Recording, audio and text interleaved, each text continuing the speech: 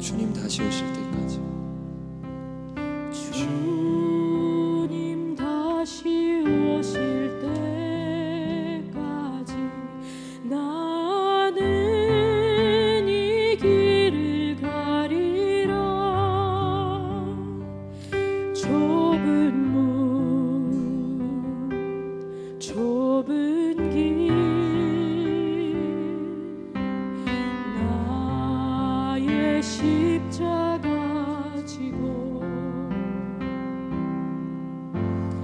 나의 가는 이 길 끝에서 나는 주님을 보리라.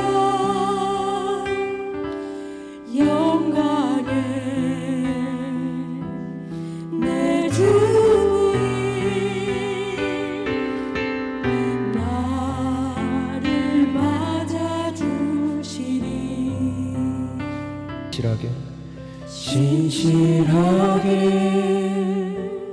진실하게 거룩하게 살게 하소서. 진실하게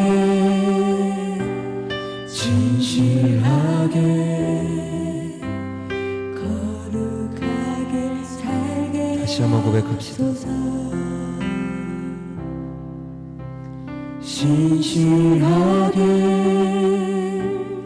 진실하게 거룩하게 살게 하소서. 진실하게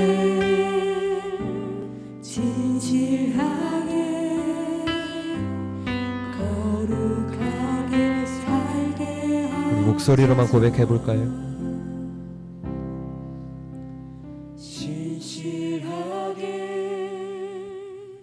진실하게 거룩하게 살게 하소서.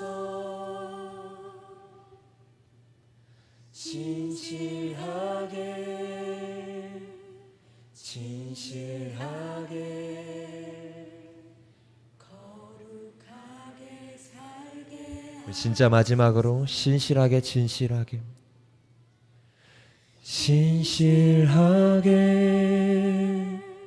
진실하게 거룩하게 살게 하소서. 진실하게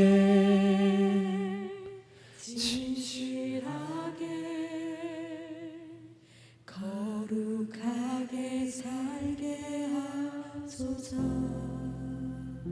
네, 아멘. 예수님 감사합니다. 주님, 이 시간에 우리가 주님 정말로 경험하기를 원합니다. 주님 얻고 주님으로 마시고 주님으로 살기를 원합니다. 하나님, 우리가 각자 먼 곳에서 다 몰려왔습니다. 다른 이유 때문에 몰려오지 않았습니다. 주님 당신 때문에 몰려왔습니다. 주님의 임재가 너무나 갈망되고 주님의 임재가 너무나 사무치기에 이 자리에 모였습니다. 하나님, 단순히 이것이 어떠한 스텝 모임이 되는 것이 아니라 우리의 마음이 물같이 녹아져서 주님 당신을 경배하게 하여 주시옵소서. 진실하게 주님을 찬양하게 하여 주시옵소서. 아버지, 우리가 주님 그 마음 너무 많이 놓쳤습니다. 주님, 이것이 단순히 노래가 아니라, 이것이 단순히 찬양이 아니라 정말 우리의 영이 고백, 우리의 삶의 고백이 되게 하여 주시옵소서. 그냥 돌아가고 싶지 않습니다. 찬양하고 기도하고 말씀 듣고 그냥 돌아가고 싶지 않습니다. 아버지, 오늘 예배 끝나고 돌아가는 순간에 주님, 우리 마음 가운데 진실하게 주님을 찬양하고 예배하고 경배할 수 있는 마음이 부어지게 하여 주시옵소서. 그렇게 인도하실 주님을 기대하며 예수 그리스도의 이름으로 기도드렸습니다. 아멘. 네, 우리 피아노는 계속 쳐주시고요. 우리 싱어들이랑 드럼은 저거 내려주시고 들어가면 될 것 같아요. 네. 주님의 여러분도 앉아주시면 될 것 같아요. 네. 네. 주님의 임재가 좋으시나요? 네. 지금 보니까 왜 이렇게 여자들이 월등히 많네요. 여자들만 많아요. 네. 지금 발견했습니다. 찬양 가사가 너무 좋지 않아요? 자, 다시 한번 읽어드릴게요. 신실하게 진실하게 거룩하게 살게 하소서. 하나님, 나의 마음을 만져주세요. 하나님, 나의 영혼을 새롭게 해주세요. 신실하게 진실하게 거룩하게 살게 하소서. 하나님, 나의 기도 들어주세요. 하나님, 주의 길로 인도하세요. 아멘입니까? 네. 저 여러분이 오늘 예배 드리고 앞으로도 우리가 계속 예배 드릴 건데 우리 스스로 나아갈 수 없습니다. 우리의 마음이 하나님 앞에 놓아가지고 하나님을 바라보면서 나아갈 때 주님이 우리를 인도해 주시는 거예요. 여러분, 예배는 무엇입니까? 영과 진리로 예배할지니 라고 주님이 우리에게 말씀하셨어요. 우리가 예배하는 게 아니에요. 우리가 무엇인가를 하는 게 아닙니다. 내가 주님을 따라가고 성령님을 바라보는 순간 그때 주님이 우리를 인도하기 시작하는 거예요. 여러분, 진짜 예배 갈망하시죠? 진짜 주님이 원하시는 예배 가운데 들어가길 원하시죠? 여러분, 오늘 예배를 드리면서도 성령님께 집중하세요. 성령님을 바라보세요. 그러면요, 성령님이 여러분을 인도하실 거예요. 여러분이 말씀을 들어요, 기도를 해요, 찬양을 해요. 오늘은 말씀과 기도를 나누고 나서 짧게 얘기를 해야 될 부분들이 있기 때문에 좀 짧게만 예배를 드릴 겁니다. 그런데 다음 주 화요일부터 시작되는 기도 모임 때는 우리가 마음껏 기도하고 찬양하고 나아갈 거예요. 근데 마음껏 예배하고 마음껏 기도하고 마음껏 찬양할 수 있는 방법이 있고 조건이 있어요. 그건 뭐냐면 주님을 따라가야 된다는 거예요. 주님 못 따라가잖아요. 어떤 예배 드리는 줄 아세요? 지루해져요. 예배가 너무 길다, 예배가 너무 힘들다. 아니에요, 여러분. 예배는 즐거운 것이에요. 예배는 아름다운 것이에요. 왜요? 예배는 그냥 내가 형식을 나누는 것이 아니라 살아계신 하나님을 바라보는 거기 때문이에요. 제가 예배 때 잠깐 계속 나눈 것처럼 여러분, 제가 무엇을 나누죠? 스랍천사들이 우리가 되면 아마 우리는 지옥일 거라고. 왜 그렇습니까? 스랍천사들은 어디서 드럼 소리가 들리는 것 같아요. 그 음악 소리가 계속 나오는 것 같아요. 그렇죠? 우리가 정말로 주님을 바라보고 예배하는데 스랍천사들은 2000년 동안 어떻게 하고 있습니까? 하나님을 바라보면서 거룩하다 거룩하다 거룩하다만 하고 있어요. 얼마큼요? 일어나서 끝까지 24시간 내내 거룩하다 거룩하다 말하고 있는 거예요. 생각해보세요. 한 10분 20분이면 괜찮아요. 1시간은 너무 좋아요. 근데 1년이 지나고 10년이 지났는데 계속 그것만 하고 있는 거예요.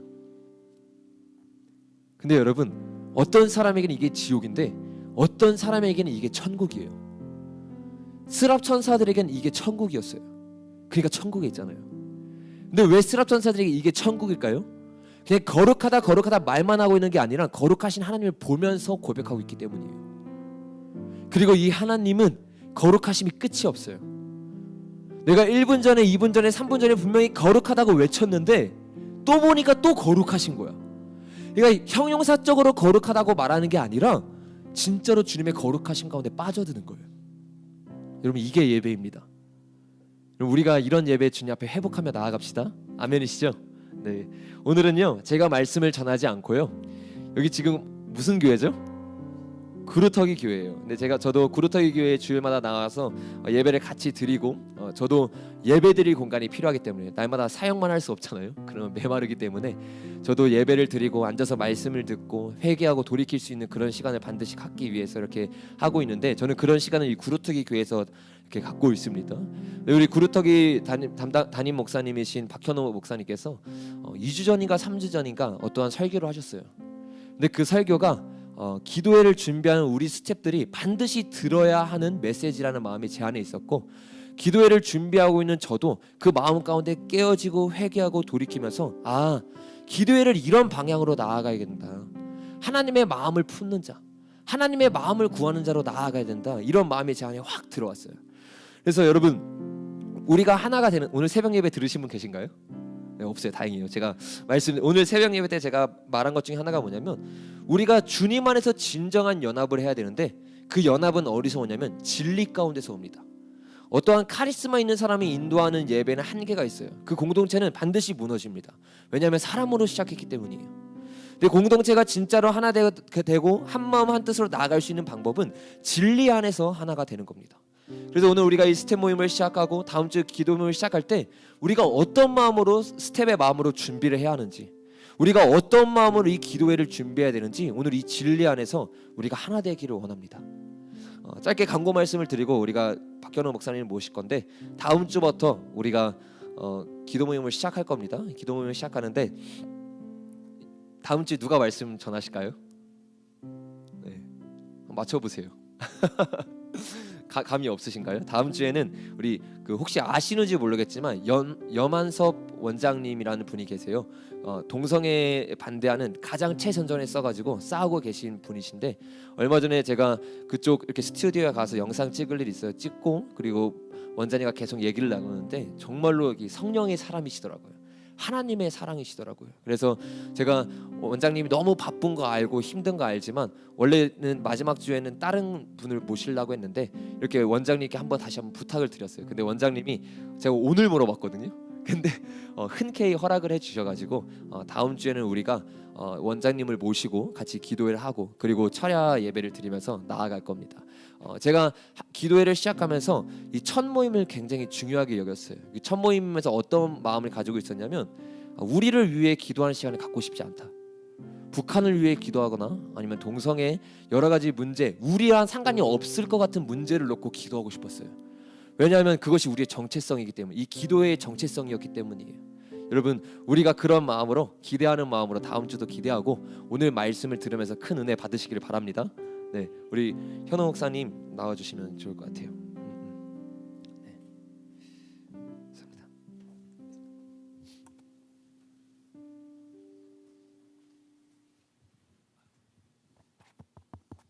네, 만나뵙게 돼서 감사드립니다. 반갑습니다.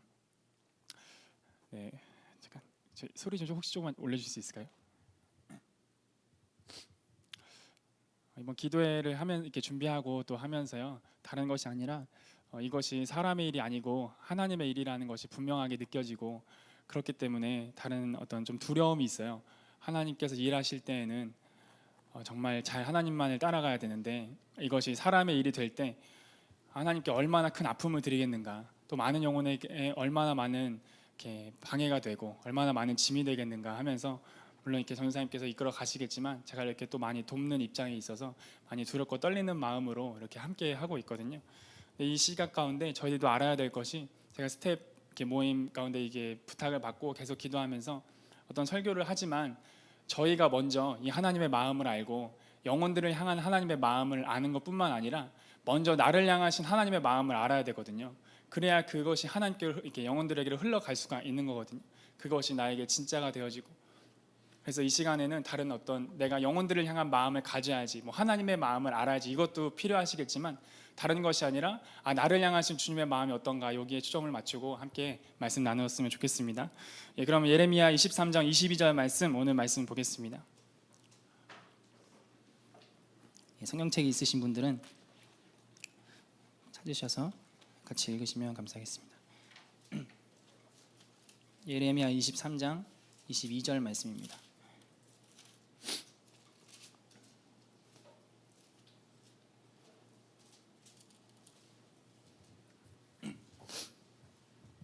찾으셨으면 저희 함께 한 목소리로 읽겠습니다. 시작.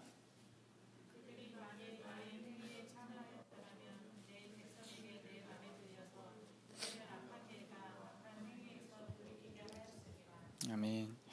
네, 이 말씀을 가지고요, 하나님의 회의에 참여하는 사람이라는 제목으로 하나님 말씀 나누겠습니다. 저희가 모든 일을 할 때에는 그 일을 맡은 공동체들이나 리더들이나 누구나 상관없이 항상 그 일에 대해서, 그 일의 앞일에 대해서 이제 회의를 하잖아요. 그래서 이 일을 어떻게 앞으로 이끌어 나갈 것인가, 회사를 이끌어 나가든 가정을 이끌어 나가든 교회를 이끌어 나가든 작은 사업을 하든 어느 것에 상관없이, 때로는 나의 앞길을 결정할 때에도 회의하고 계획하고 생각을 하면서 이제 앞길에 대해서 생각을 합니다. 이렇게 사람의 일도요, 어떤 회의를 하면서 앞으로의 어떻게 이것을 진행할지에 대해서 머리를 맞대고 이렇게 스스로의 계획을 세우고 앞으로의 일을 이렇게 계획해 나가기 시작합니다. 이처럼요, 하나님도요 회의를 여신다는 사실을요, 저희는 방금 읽은 성경을 통해서 알게 되었죠. 그래서 하나님 나라의 일이에요. 그래서 하나님도 어떤 일을 하신다는 것입니다. 하나님도 하나님 나라의 일이 있고 그 일을 하기 위해서 하나님 혼자 하시는 것이 아니라 사람들을 부르시고 그 사람들과 함께 하나님께서 어떤 일을 함께 하고자 하신다는 그 마음이 이곳에 담겨져 있다는 것입니다. 그래서 하나님 혼자 이 땅에 하나님의 나라를 이루실 수 없고 하나님의 일을 행하실 수가 없습니다. 하나님의 사람들이 반드시 필요하고요. 그렇기 때문에 하나님의 회의에 참여하는 자들이 얼마나 필요한지 저희는 알아야 됩니다. 그 하나님의 회의가 있고 그 회의장이 있고 그것에 주님이 사람들을 초청하셔서 함께 하나님 나라의 일을 이끌어가기 위해서 정말 하나님이 원하시는 곳이 무엇인지, 정말 하나님이 계획하신 것이 무엇인지, 나를 통하여서, 나의 가정을 통하여서, 나의 교회를 통하여서, 어떤 기도의 모임을 통하여서 진짜 하나님의 마음속에 있는 그것이 무엇인지 그것을 나누기를 원하신다는 그런 마음이, 그것을 저희가 알아들어야 됩니다. 하나님의 그런 마음이 있는 것입니다. 근데 이 회의에 참여하지 않고 무조건 하나님 나라의 일을 추구한다고 하면서 자기 멋대로 자기 맘대로 하는 것이 아니라, 그렇게 하면 그것은 벌써부터 하나님의 일이 아니라 사람의 일이 되어버리는 것입니다. 그래서 이 시간에요, 저희가 하나님 나라의 그 회의에 반드시 참여할 수 있는 그러한 은혜가 이곳 가운데 있어야 됩니다. 그래서 예레미야 시대를 보면요, 오늘 읽은 말씀이 예레미야인데요, 굉장히 안타까운 마음을 느낄 수가 있습니다. 선지자라고 하는 사람들이요, 목자라고 하는 사람들이 하나님의 말씀을 떠나고 하나님의 말씀이 아닌 자신들의 생각과 자신들의 마음에서 나온 것들을 전함으로써 유다 백성과 이스라엘 백성의 멸망을 부추깁니다. 하나님께서는 그들을 멸망에서부터 구원하라고 보내놓고 세워놨더만 그들을 오히려 멸망시키도록 부추기고 있는 거예요. 그 원인이 무엇입니까? 다른 것이 아니라 하나님의 마음을 몰랐기 때문입니다. 하나님의 마음에 관심 자체가 없었어요. 하나님의 회의에 들어갈 관심이 없었습니다. 하나님의 회의에 들어가서 주님, 내가 무엇을 할까요? 하나님, 나를 세우시고 선지자로 세우시고 이 땅 가운데 보내셨는데 도대체 무엇을 전해야 됩니까? 하나님께 물어본 역사가 없습니다. 만약에 그랬다면, 그 물어본 것이 있었다면, 주님의 회의에 참여를 한 번만이라도 했다면 이 이스라엘과 유다 백성들을 멸망하지 않았을 거예요. 니느웨처럼 돌이켰을 것입니다. 니느웨의 그 요나서를 통해서 주님이 알려주시고자 하신 것이 무엇입니까? 하나님의 마음 아는 한 선지자가 있을 때 억지로 도망가려고 했지만 주님이 끌어다가 와서 무엇을 알려주신 것입니까? 내가 영혼들을 얼마나 사랑하는지 아느냐? 내가 한 영혼 한 영혼 좌우를 분별하지 못하는 사람들일지라도 내가 얼마나 저들을 구원하기를 원하느냐? 너희는 이 나의 마음은 아니냐? 너 선지자라면서 왜 내 마음을 모르냐? 너 나를 따르는, 내 말을 대언하는 선지자의 통로라면서 왜 내 말을 전하려고 하지 않느냐? 주님이 그걸 말하는 거예요. 그 마음을 보여주시고자 하시는 거 아니겠습니까? 이스라엘이 분단되어서 이 당시 때처럼요, 지금도요, 하나님의 말씀을 전할 사람들이 너무나 부족합니다. 이 말씀은요, 다른 게 아니에요. 이 로고스가 아니에요. 이 말씀 연구해가지고 이 말씀이 정말 무엇을 말하는가에 관심 없고 그냥 학문적으로나 교리적으로만 알아서 전하는 말씀 말고요, 진짜 하나님의 마음에 들어가서, 그 마음의 회의장에 들어가서 정말 하나님이 이 시대 가운데 외치고자 하는 목소리가 무엇인지 그것을 받아서 전하는 그 말씀이 하나님의 말씀이거든요. 이게 설교예요. 사실 설교라는 것이 뭐 연구해서 하고 강의해서 하고 그런 것도 중요하고 그런 것도 너무나도 귀한 설교겠지만요, 진짜 참된 설교는요, 자기가 맡고 있는 양의 상태를, 영적인 상태를 알아서 그 영혼들을 놓고 기도하는 거예요. 하나님 앞에, 주님, 내가 맡고 있는, 나에게 맡겨주신 이 영혼들을 향한 아버지의 마음이 무엇입니까? 주님, 제가 정말 무엇을 전해야 됩니까? 그걸 알려주십시오. 그래서 영혼들을 놓고 양들을 놓고 기도할 때 그것이 부어지거든요. 하나님의 마음이 성경 말씀 안에서 부어지거든요. 그걸 전하면 영혼들이 그것이 진짜 삶의 양식이 되고 영혼의 양식이 되고 꼴이 되는 것입니다. 이런 사람들이 부족하다는 거예요. 이런 사람들이. 예레미야에도 마찬가지입니다. 본문에 보면 하나님께서는요, 이 예레미야 선지자를 통해서 자신의 마음에 담겨진 탄식 소리를 전하세요. 그냥 어떤 말입니까? 그들이 만일 나의 회의에 참여하였더라면, 저들이 만일 나의 회의에 참여하였더라면 멸망당하지 않았을 텐데, 이런 일이 없었을 텐데, 이 안타까움이 느껴지셔야 됩니다. 하나님이 단순히 그냥 이 글자를 보는 게 아니에요. 이 검은색으로 쓰여진 글자를 보는 게 아니라 이것에 담겨진 아버지의 마음을 저희가 동일하게 느껴야 된단 말이에요. 회의의 사전적 의미는요, 주관자가 기한한 것을 관계자들에게 돌려 의견을 묻거나 동의를 구함이라고 사전에 나와 있습니다. 이것을 바꿔 말하면요, 하나님의 회의에 참여한다는 것은 나의 생각을 내려놓는다는 거예요. 나의 뜻을 굽힌다는 것입니다. 하나님의 마음과 생각을 듣고자 하는 마음이 있어야 된다는 것입니다. 그러니까 자신의 생각을 내려놓고 정말 하나님의 마음에 있는 그 뜻과 계획을 듣고자 하는 사람이 몇 사람이라도 있었다면 저 영혼들이 지옥에 가지 않았을 텐데, 멸망당하지 않았을 텐데, 그들이 왜 나의 마음에 오지 않느냐, 그들이 왜 나의 회의에 참여하지 않느냐, 선지자라고 세워놨는데, 저들 구원하라고 세워놨는데. 주님이 탄식하는 거예요. 아파하는 것입니다. 예레미야를 통해서 이 통곡의 소리를 우리에게 말씀해 주시고자 하는 거예요. 하나님은 이런 사람들을요, 우리가 상상할 수 없는 마음으로 찾고 계십니다. 지금 이 시대도 저는 그렇게 찾고 계시다고 그 마음이 막 느껴져요. 내 마음과 생각을 알기 위해서 나오는 자들이 정말 있었다면, 그 사람들이 있었다면, 이 사람들을 애타게 찾으시는 이 마음이 느껴지셔야 됩니다. 나의 뜻과 내 계획과 나의 중심을 알아줄 자들이 있었다면, 회의는요, 마음이 맞고 뜻이 같은 사람들이 해야 돼요. 그렇지 않으면요, 그것은 회의가 아니라 싸움이 됩니다. 분열이 될 뿐입니다. 내 생각, 네 생각 서로 주장하기 바쁘고요, 자신의 생각 굽힐 생각도 없고요, 하나님의 생각은 온데간데 없고요, 내 주장과 내 생각과 내가 하고 싶은 어떤 모양의 일을 하기 위해서 주님을 끌어다 사용하는 것뿐이지, 주님과 마음이 같이 되지 않으면요, 회의 자체가 불가능합니다. 그러니까 자신의 뜻과 계획을 내려놓고 들어가는 거예요. 이것이 먼저 깔려 있어야 됩니다. 하나님의 회의장에 들어가려면 이것이 겸손이에요. 하나님이 아는 거예요. 그분이 어떤 분이신지, 그리고 그분 앞에 내가 어떤 존재인지 아는 것이죠. 지도자는 이쪽으로 가자고 하는데 자꾸 아니라고 저쪽으로 가자고 하면 그것이 잘 굴러가겠습니까? 저는 사극이 드라마나 영화를 굉장히 이렇게 좋아하는 편인데요, 그런데 하나같이 나오는 공통적인 장면이 있어요. 왕이 있고 신하가 있는데 신하는 항상 두 편으로 갈라진다는 것입니다. 왕의 신복들이 있고요, 그렇지 않고 어떻게 하면 왕을 끌어내려서 자기들이 그 기득권 자리를 차지하려고 꾀를 쓰고 안간힘을 해서 왕을 끌어내리려는 모략과 그런 사람들의 모임들을 있는 것을 보게 됩니다. 그래서 왕이 나라를 통치하고 다스리는데요, 굉장한 어려움을 겪고 심지어 나라가 망하기도 합니다. 그런데 이것은요, 영적으로 예레미야 시대에도 일어났고요, 지금도 일어나고 있는 현실이라는 거예요. 보이지 않지만 영적인 세계에서는 이것이 지금도 처절하게 일어나고 있는 현실입니다. 하나님은 당신의 나라, 하나님의 나라를 다스리시는 왕이십니다. 그분은 왕이세요. 우리를 구원하시는 구원자일 뿐만 아니라 우리를 다스리시고 통치하시는 왕이시라고요. 하나님의 나라라는 그것을 다스리시는, 그 나라가 이 땅에 내려오길 원하시는, 우리가 주기도문에 기도하지 않습니까? 그러니까 하나님 이 땅 가운데 진짜 하길 원하시는 건요, 주님이 통치하길 원하시는 거예요. 주님이 다스리길 원하시는 것입니다. 그런데 똑같이 하나님 나라에서는 왕이신 하나님의 마음을 아는 자들이 있어요. 그래서 그 마음을 품고 하나님이 이루고자 하시는 것이 곧 나의 소원이고, 하나님이 하고자 하시는 것이 곧 나의 마음인, 그래서 내가 그것을 어떻게 하면 이뤄드릴까? 어떻게 하면 그 소원을 내가 이뤄드릴까? 어떻게 하면 이 땅에 하나님의 나라가 다스릴 수 있는, 하나님이 다스릴 수 있는 통로가 내가 될까? 그런 마음을 갖고 주님 앞에 나아가거든요. 그런 사람이 있는 반면에요, 그 주님의 마음에 관심을 갖기는커녕요, 이기적이고 자신의 생각과 욕심으로 가득 찬 하나님의 사람들인 척하는 사람들이 있어요. 하나님의 일을 하는 척하는 사람들이 있단 말입니다. 예레미야는 하나님의 이 마음을 아는 사람이었어요. 하나님의 마음이 어떤지, 하나님의 생각이 어떤지 거기에 관심이 쏠려있던 사람이었습니다. 오로지 관심이 그것뿐이었어요. 진짜 하나님의 선지자였죠. 그 사람이 어떤 마음을 가졌는지 예레미야 23장 9절 말씀에 있는데요, 저희가 한번 찾아보겠습니다.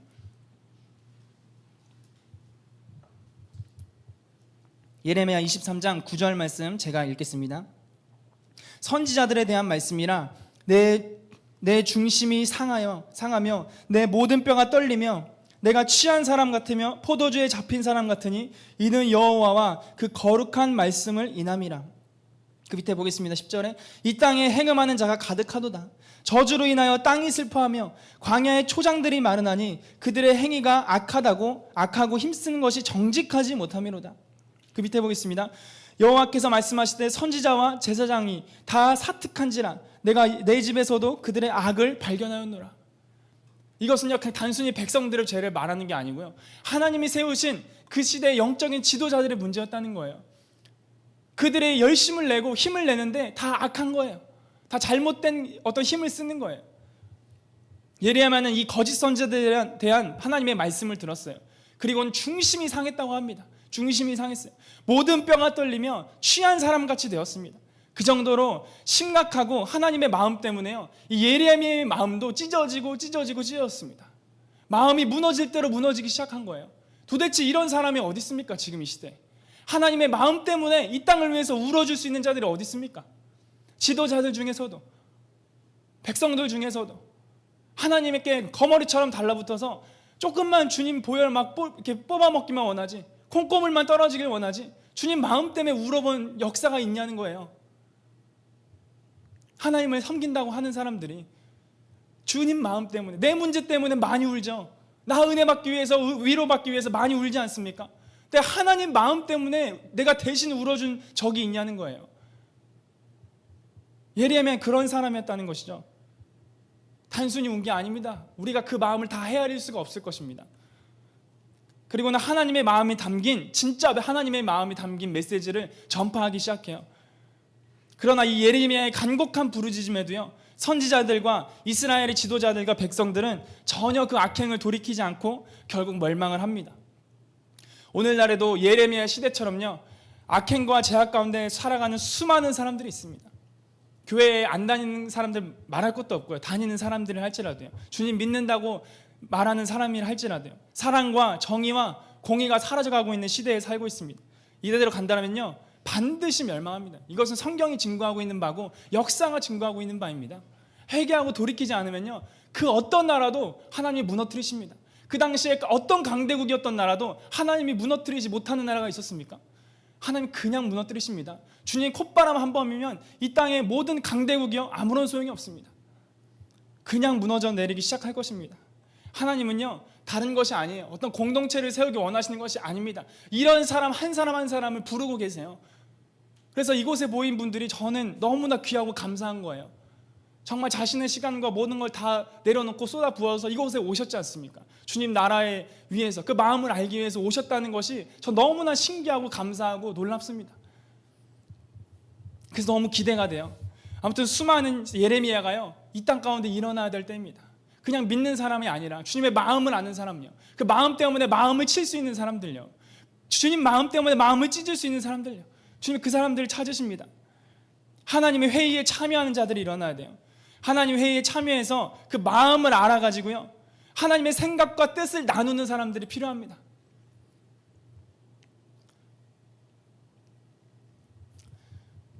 그래서 오늘은 이제 어떻게 하나님의 회의에 참여하는 자가 되고 예레미야처럼 하나님의 마음을 알 수 있는 자가 되는가, 이걸 함께 나누겠습니다. 먼저 우리는요 목마름과 간절함이 있어야 됩니다. 목마름과 간절함이 있어야 돼요. 우리는 예레미야에게 임했던 하나님의 심장과 그 마음과 하나님의 생각과 뜻을 구해야 됩니다. 하나님은 자신의 마음을 나눠줄 자들을 자신의 회의장으로 초대하고 계세요. 주님은 나눠주기 싫어서 억지로 주시는 분이 아니에요. 하나님은 나눠주지 못해 안달난 분이세요. 자신의 마음을 열어 보여주지 못해 안달난 분이시라고요. 근데 왜 모르는가? 사람들의 목마름이 없어요. 관심 자체가 없다는 거예요, 주님의 마음에. 그러니까 적은 거예요. 하나님의 마음을 아는 자들이 왜 없는가? 왜 부족한가? 하나님이 쪼잔해서가 아니에요. 주님이 알려주기 싫어서가 아닙니다. 그만큼 하나님의 마음에 관심 있는 자들이 적다는 증거예요. 그들이 만일 나의 회의에 참여했더라면 이렇게 탄식하면서 애통해하는 주님이 왜 안 나눠주시겠어요? 왜 그 회의의 문을 잠그시겠어요? 다 열어놓으시죠. 누구든지 참여하라고 초대하라고 계속 초대장을 뿌리고 다니시죠. 안 가는 거예요. 사람들이 관심이 없는 거예요. 예레미야처럼 하나님을 향하여 목마른 사람에게요 하나님은 자신을 나타내 보여주십니다. 29장 예레미야 29장 11절에서 13절 말씀 보면요 이런 말씀이 있습니다. 29장 11절에서 13절 말씀입니다. 제가 읽겠습니다. 나 여호와가 말하노라. 너희를 향한 나의 생각은 내가 하나니 재앙이 아니라 곧 평안이요 너희 장래의 소망을 주려 하는 생각이라. 너희는 내게 부르짖으며 와서 내게 기도하면 내가 너희를 들을 것이요 너희가 전심으로 나를 찾고 찾으면 만나리라. 왜 주님을 만나지 못합니까? 나를 찾지 않아서 그래요. 여기 무엇이죠? 나를 찾고 찾으면. 주님을 찾아야 되는데 자꾸 다른 걸 찾는 거예요. 주님을 찾아야 되는데 자꾸 주님 손에 들린 걸 찾는 거예요. 그러니까 못 만나죠. 그래 놓고서 뭘 못 만났다 그럽니까? 그래 놓고서 왜 하나님 마음 안 주냐는 거예요.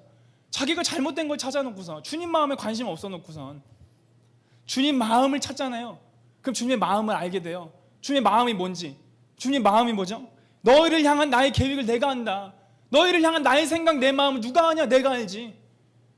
재앙이 아니었다. 심판이 아니었다. 너에게 미래와 소망을 주려 하는 것이었다. 그러니까 너희에게 와서 내 마음을 좀 알아달라고. 그렇게 부른 거 아니냐. 너희를 향한 내 마음 진심이 무엇이었는지 알아달라는 거 아니었냐. 근데 왜 안 오느냐. 왜 내 마음에 관심이 없느냐. 이런 사람 한 사람이라도 더 있었으면 백성들이 멸망하지 않았을 텐데 주님이 그 마음을 계속 보여주시는 거예요. 예레미야를 통해서 말씀하시는 것이 무엇입니까? 온 마음으로 다른 거 말고 나를 찾으면 만날 것인데 나를 찾아라. 나를. 다른 거 찾지 말고 하나님만 나를 찾아라. 아버지 대신 나를 찾아라. 그러면 만날 것이다. 그러면 만날 것이다. 좀 약속하지 않으십니까?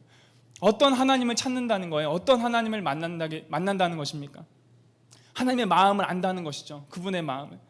너희를 향한 나의 생각, 나를 향한 하나님의 생각, 나를 향한 하나님 아버지의 마음, 사람들의 생각 말고요, 사람들의 마음 말고요, 사람들의 인정 말고요, 나를 향한 이 땅을 만드신, 나를 만드신 나의 창조주 되신, 나의 참된 아버지 되신 하나님의 마음을 알게 하신다고요.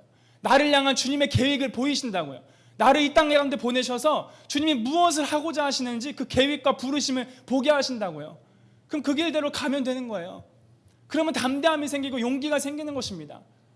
그러면 용기가 생겨요. 믿음이 생깁니다. 두려워하지 않습니다. 미래에 대한 걱정과 근심요 사라집니다. 우울감요 사라집니다. 믿음과 승리의 그 환호가요 마음 가운데서 터져나와요. 주님을 향한 감사와 찬양이 터져나올 수밖에 없는 것입니다. 하나님 마음을 아는 자들은요 다 용감했어요. 다 용기 있었습니다. 어떻게 했죠? 하나님 마음을 알아서 그래요. 담대한 것입니다. 우울함 없는 거예요. 두려움 없는 거, 미래에 대한 걱정 근심 없는 것입니다. 나를 향하신 하나님의 계획과 마음을 알았기 때문에, 그것이 생명이요, 그것이 소망과 미래를 주려 한다는 것임을 알기 때문에. 어떤 목사님께서 목마름이라는 거에서 이런 말씀하셨어요. 가난한 자는 배고프고 가난한 자는 목마르고 가난한 자는 애절하다는 거예요. 잠언 18장 23절 말씀에 가난한 자는 간절한 말로 구하여도 부자는 엄한 말로 대답하느니라 라는 말씀이 있어요. 가난한 자들의 마음은 애절하다는 거예요. 우리가 질문해야 될 것은요, 과연 나는 가난한가예요? 하나님에 대하여 가난한가? 하나님에 대해 얼마만큼 애절한가? 그 마음이 정말 스스로에게 양심적으로 돌아봐야 됩니다. 얼마나 진리에 대해서 목마른가? 교회는 다니는데 진리에 대해 관심이 없어요. 그러니까 WCC든 WE에는 관심 자체가 없는 거예요. 교회에서 복음을 전하든 말든 그냥 내 귀에 들리는 좋은 소리만 해주면 좋은 거예요. 그냥 진리에 대해 가난한 마음이 없는 거예요. 진리에 대하여, 예수님에 대하여 가난하고 목마른 마음, 배고픈 마음이 없으니까 관심 자체가 없는 거죠. 마음을 안 구하는 거죠.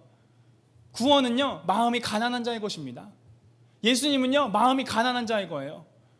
성령은요 마음이 가난한 자의 것입니다. 이 세상에 많은 것들은 돈 많은 자들의 것이에요. 이 세상에 많은 것들은 권력 있는 자들의 것입니다. 그들이 사실 다 취해가잖아요. 그렇지 않습니까? 드라마든 뭐든 흙수저 물고 태어나서 아무리 발버둥 쳐도 금수저 어떻게 되느냐? 그렇게 말하지 않습니까? 금수저 되려면 태어날 때부터 금수저 물고 태어나야지. 그런 말들이 막 있지 않아요? 그러니까 이 땅의 것은요 그들의 것이에요. 근데 영적인 것들은요, 이 세상의 모든 금은보화 다 모아보십시오. 살 수 있나? 하나도 가질 수 없습니다. 주님의 마음 단 1%도 알 수 없습니다. 하늘의 것은요, 영적인 것은요 딱 하나예요. 목마른 자들의 것이에요. 가난한 자들의 것입니다. 배고픈 자들의 것이에요. 주님께 와서 부르짖는 자들의 것입니다. 그래서요 침노하는 자들의 것이라 그래요. 침노가 무엇이에요? 전쟁 용어입니다. 그렇죠? 쳐들어가는 거예요. 진격해 들어가는 것입니다. 진격해 들어갈 때 가면 좋고 얻으면 좋고 이기면 좋고 져도 괜찮고 이렇게 쳐들어갑니까? 이렇게 침노하여 들어갑니까? 목숨 걸고 가는 거예요. 전쟁이잖아요. 전쟁. 내가 죽이지 않으면 난 죽는구나, 내가 이기지 않으면 난 끝이구나, 이 마음으로 가는 거예요. 천국은요 이 마음 갖지 않으면 못 가는 나라예요. 영혼 하나님 나라에 대해서 이 마음 갖지 않으면 못 갑니다.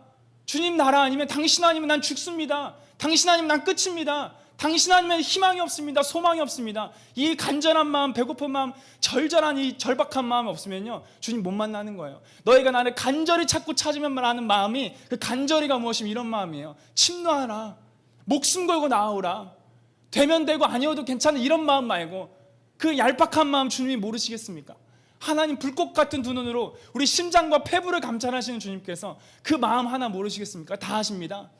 여기서 기도하실 때에도, 주님 마음 찾을 때에도 어떤 마음 찾고 있는지, 어떤 마음으로 주님 부르짖고 있는지 저는 몰라요. 인간의 눈으로는 모릅니다. 눈물 몇 방울 흘리고 그냥 주여 주여 목소리 터져라 부르면 저 사람 주님 잘 찾나 보다 생각할 수 있어요.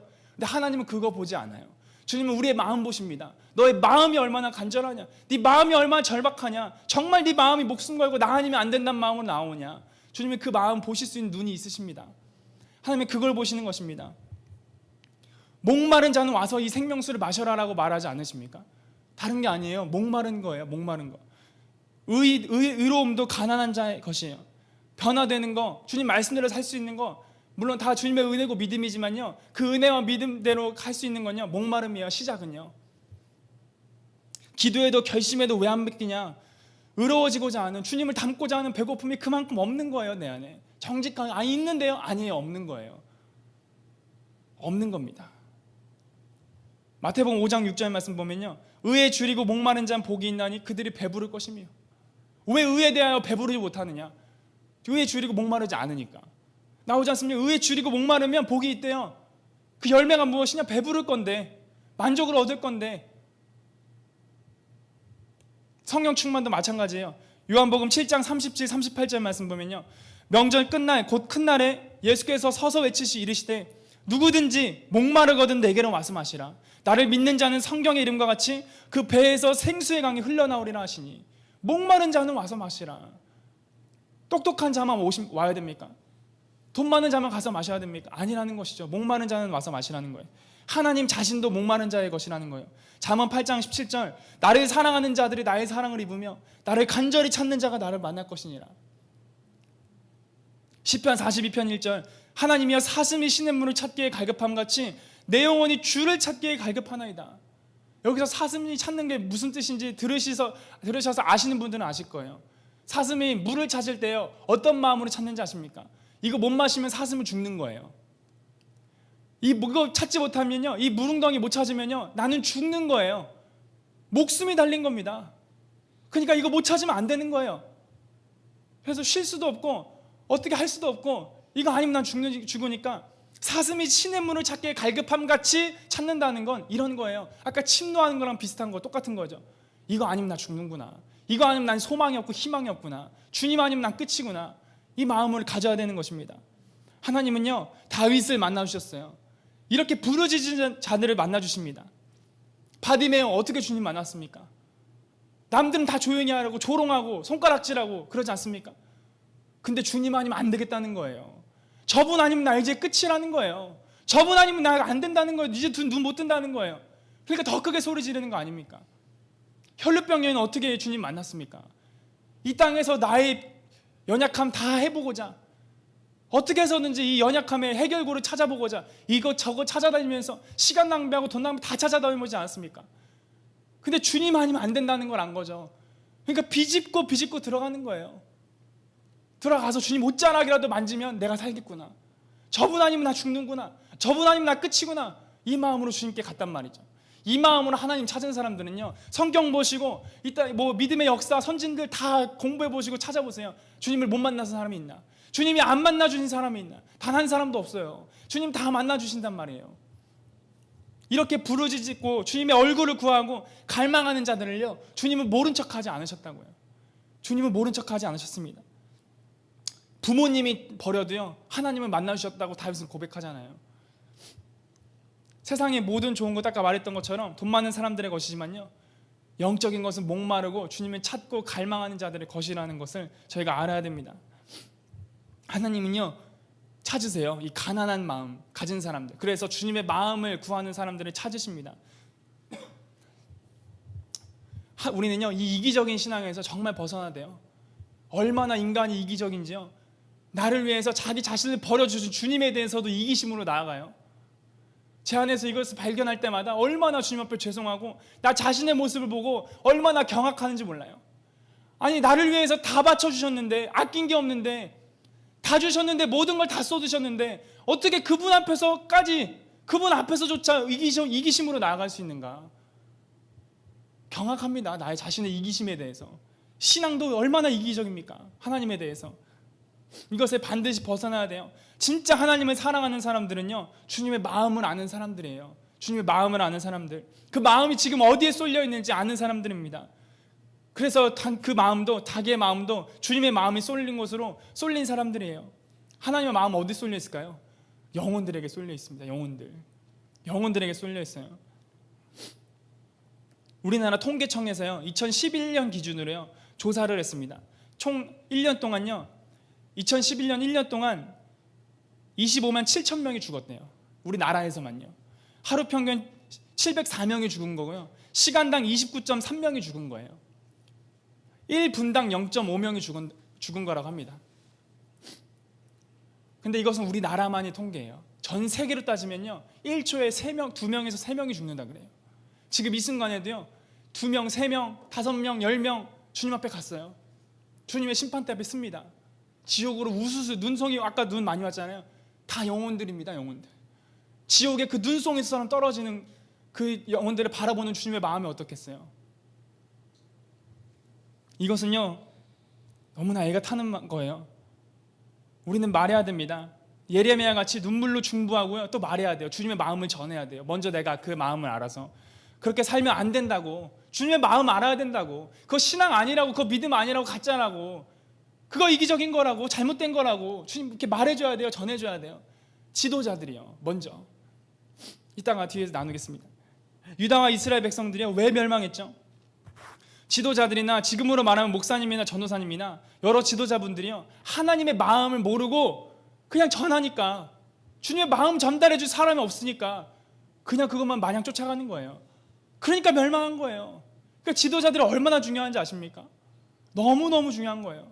그래서 신학교도 너무너무 중요한 것입니다. 하나님의 마음을 아는 자들을 길러내야 되는데 그냥 성경 말씀만 머리에 채운 사람들만 길러내니까 지금 이런 이모양 요꼴이 된 거 아니겠습니까? 지금도 물론 하나님의 마음을 아는 자들이 없고 진리를 타협하고 그 진리 그대로를 전하지 않기 때문인 것도 맞아요. 하지만 우리에게도요, 주님의 복음을 전할 의무가 있습니다. 하나님의 마음을 전할 의무가 있어요. 누구도 예외가 없습니다. 하나님을 믿는 모든 사람들, 주님을 믿는 그리스도인이라는 모든 사람들은요, 주님을 전하게 되어 있어요. 하나님을 안다면 주님을 전하게 되어 있습니다. 로마서 1장 16절 말씀 보면요, 나는 복음을 부끄러워하지 않습니다. 그것은 이 복음이 유대인으로부터 시작해서 이방인들에게 이르기까지 모든 믿는 사람을 구원에 이르게 하는 하나님의 능력이기 때문입니다. 어떤 집사님에게 이런 말씀을 들었어요. 그 교회 중고등부가 전도훈련을 어떻게 하냐면 엄청 많은 사람들이 많이 지나다니는 사거리에 세운다는 거예요. 신호등이 파란불로 딱 바뀌면 사람들이 엄청 많이 지나다니지 않습니까? 강남 한복판만 가도 엄청 많이 지나다니잖아요. 거기 딱 서서 외치는 거예요. 여러분, 저는요 누구누군데요, 하나님을 몰랐는데요, 이러이러한 하나님을 만났어요. 이러이러한 하나님이 나를 이렇게 사랑해 주셨어요. 여러분, 여러분도 하나님 믿으세요. 외치는 그 훈련을 한다는 거예요. 자기를 내려놓는 훈련을. 제가 이 소리를 듣고요, 순천에서 이렇게 목회하고 있을 때, 그때 부교육자로 있을 때 나가봤어요. 제가 거기는 사거리 해봤자 뭐 몇 명 돌아다니지도 않습니다. 한 5-6명도 안 돌아다녀요. 저기 앞에 서서 제가 외쳐보려고 제가 마음 단단히 먹고 갔어요. 파란불이 바뀌고 한 2-3명 왔다 갔다 합니다. 못 외치겠더라고요. 목소리가 안 나와요. 그래서 돌아와서 사무실에 와가지고 얼마나 주님 앞에 죄송했는지 몰라요. 내가 주님을 얼마나 부끄러워하고 있는가. 하나님은 날 부끄러워한 적이 없는데 난 주님을 왜 부끄러워하는가. 너무 죄송했어요, 진짜. 주님이 마가복음 8장 38절에 이렇게 말씀하세요. 누구든지 음란하고 죄가 많은 세대에서 나와 내 말을 부끄럽게 여기면 인자도 아버지의 영광으로 그 천사들과 함께 올 때 그를 부끄럽게 여길 것이다. 주님은 우리를 부끄럽게 여긴 적이 단 한 번도 없습니다. 우리가 주님 마음 아프게 했다고, 우리가 주님 앞에 이쁜 구석 하나도 없다고 주님 부끄러워하신 적 한 번이라도 있겠습니까? 단 한 번도 없습니다. 그러면 우리를 위해서 주님은 다시 당신의 독생자 내어주시지 않았을 거예요. 하나님을 진짜 아는 사람들이 필요합니다. 주님을 진짜 아는 사람들이요. 주님을 부끄러워하지 않고 전할 수 있는 사람들이요. 주님 마음 진짜 아는 사람들이요. 어떤 선교사님이요, 엄청나게 큰 일을 하다가 선교사 되기 전에 주님이 어디 가서 일하라고 해서 큰 회사를 차렸어요. 잘 됐어요. 벤츠 타고 다니고 막 그랬다고 합니다. BMW인가 타고 다니고. 그러다 그것을 주님이 내려놓게 하시는 거예요. 아니 잘하고 있는데, 돈 많이 벌면서 잘하고 있는데 내려놓게 하라는 거예요. 주님 내려놨습니다. 그것도 대단한 순종이죠. 그 다음에 주님 뭐 하라고 하냐면 나가서 전단지 돌려라. 어떤 회사 그냥 들어가서 알바로 전단지 알바 돌리라고 하는 거예요. 아, 주님 이걸 왜 하라고 합니까 도대체 나한테. 저렇게 큰 거 다 내려놓게 하시고 사람들에게 비난받는 거 넌 뭐하냐 지금. 왜 그거 내려놓고 너 지금 왜 생고생하냐. 그래서 막 그거 나눠주기 시작하는 거예요. 근데 주님이 말씀하시는 거예요. 많은 사람들이 너도 마찬가지고 나를 위해서 내가 나를 믿으면 복 받는 거 다 좋아하지. 축복받는 거 좋아하지. 위로받는 거 좋아하지. 근데 나 때문에 초라해지고 나 때문에 손가락질 받고 나 때문에 사람들로부터 조롱받고 비난받는 거 너 할 수 있겠냐? 지금 그 훈련 하는 거야. 지금 그 훈련 하는 거야. 너 나를 위해서 정말 수치스러운 일 할 수 있겠어? 정말 부끄러운 일 할 수 있겠어? 정말 남들 시선 신경 쓰지 않고 남들의 손가락질하고 부끄러워하는 그것이라도 내가 명함은 정말 할 수 있겠어? 그것을 주님이 알게 하려고 하신 거예요. 그것을 알게 하시려고. 이런 사람들 주님이 찾으신다는 거예요.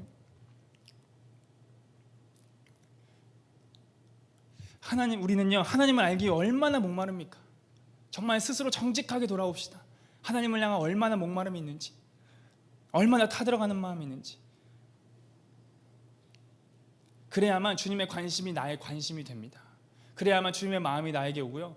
그래야만 나를 통하여서요 사람의 일이 아니라 주님의 나라 일이 이곳에 펼쳐지기 시작할 거예요. 이 마음을 알아야 됩니다. 이 마음을 모르고 하잖아요. 이 기도에 그냥 사람의 일부로 끝나요. 우리가 아무리 잘 구한다고 해봅시다. 잘 준비한다고 해도요 모르면 끝입니다.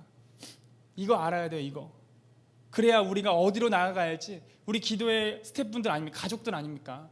이제 한 배 탄 가족이잖아요.